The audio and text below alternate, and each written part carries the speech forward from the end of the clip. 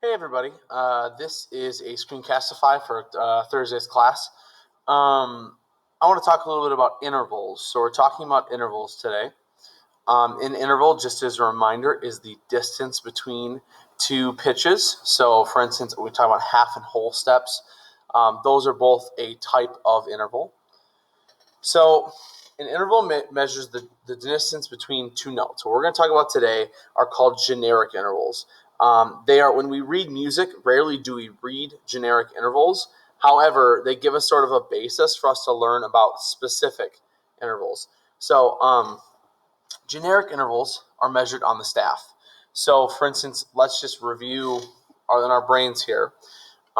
Anything that's from a line to a space or a space to a line, anything that's one note to the next note, is a step. Anything that is a line to a line or a space to a space that skips over a possible note is a skip. Anything larger than that is a leap. That's the simplified way that we talk about intervals. What we're going to talk about is something a little more specific. So when two notes occupy the same line or space, they are a first, don't word the word prime, they are a first apart. So for instance, if we have a C and then a C, that's a first. D to D or E to E, also a first. So anything that's on the same, a repeated note, is called a first.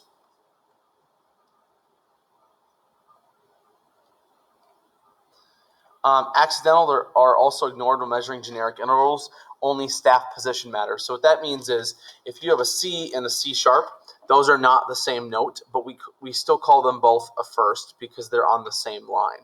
That's just the easiest way to think about it. Is they're still a C and a C, so they're still a first. So for instance, C to C sharp, still a first. D to D flat, still a first, and then A sharp to A flat, still a first.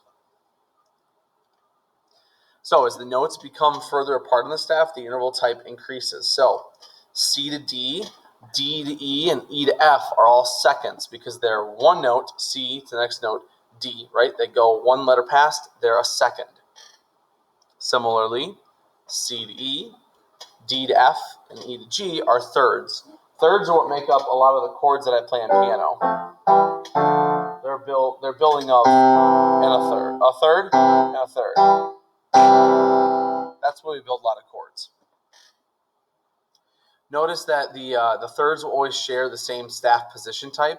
They'll either both be on a line or both be on a space. So you can kind of get used to that, reading the lines and reading the spaces as thirds.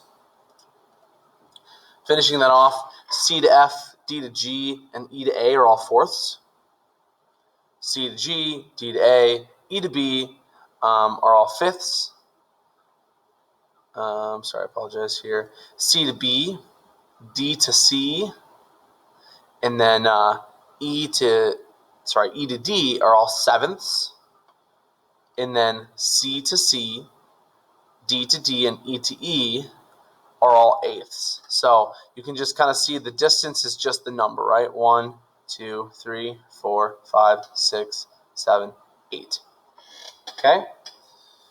So just reviewing, an interval is the distance between two pitches. We're talking about a generic interval, which is what we're learning today. We're just talking about their position on the staff, so how far away they are from each other. If they're a repeated note, if they're the same letter, it's a first. If they're one letter away, it's a second. Then a third, fourth, fifth, sixth, seventh, all the way up to 8. 8 is the only at the end of our little chunk here. Okay, so hopefully this gives you an indication of generic intervals and helps you complete your assignment. Thank you very much for watching.